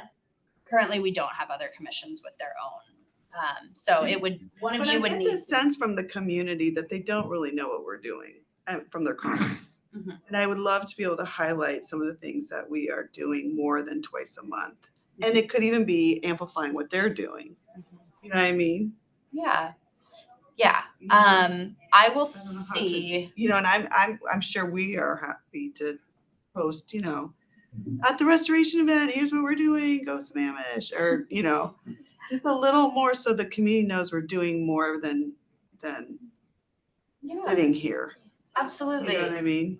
Yeah, absolutely. So, It could be an official site, commission. It could also be a strategic networking of sites so that there's a communications rollout plan and with events and campaigns, but also just whoever's on social media is posting in a certain rhythm on a certain time, around certain subjects. regularity. And I so do that, yeah, like with. there's a strategy here, but it's not like the commission speaks, which may have pluses and minuses. Like everyone knows who you are, but also that's the city again. I see. Versus commissioners are active, but it's coordinated. That would be interesting. We have a full-time communications coordinator that through all these 17 ambassadors might be interesting what would that look like? Yeah, I'll look on your thing what the site is so I can see it. Yeah, I wrote it down a Oh, little. did you? It's very. Good job. Yeah. Okay, thank you. Of course. All right. I've got one other topic, but did you get through? We are at time, so we just need to move to extend the meeting time. Okay, I didn't move to extend the meeting 1 minute. Maybe do 5. All Just I second that. I have a fantastic opportunity for the commission. I'm going to be on vacation for our next meeting, July 10th. So is there anyone who would like to act as the chair and work with Rose on the agenda for the July meeting? I'm happy to do it. You guys want to do it? I make a motion to nominate Christie. All right. I'm around July 10th. You want a second? All right, I'll second that. Yeah. All right. All in favor of Christie being the acting chair next meeting, say aye. Aye. Anyone opposed? All right, you got it, Christie. Thank you. Thank you. Perfect. All right. Just a friendly reminder to everyone about the upcoming events that we've got. I'll be following up today's meeting by sending out the bus bingo, a copy of this matrix to the commission and ambassadors. I'll also be adding it as an agenda attachment for anyone online who is curious. And I will be following up with you for next month's agenda. Okay. Perfect. Awesome. Please keep an eye out on your emails, everyone. We're going to be sending some information on the Sustainable Sammamish Guide update as well between now and July. That's good. Great. Thanks. All right. Thanks, Ms. On and Tim, for hanging in there online. Yep. Thank you, thank you. As well. Let's adjourn our meeting.